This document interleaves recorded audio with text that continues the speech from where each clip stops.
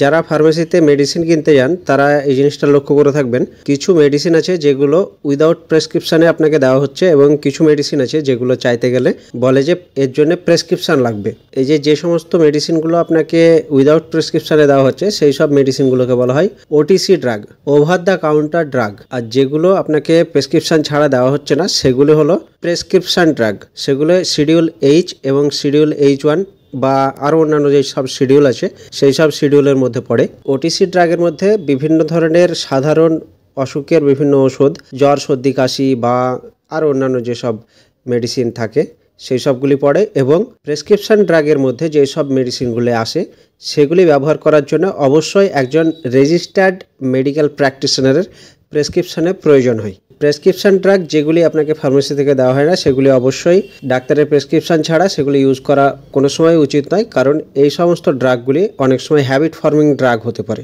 এই ধরনের আরও কন্টেন্ট পেতে চাইলে ভিডিওটি লাইক করুন, চ্যানেলটি সাবস্ক্রাইব করুন।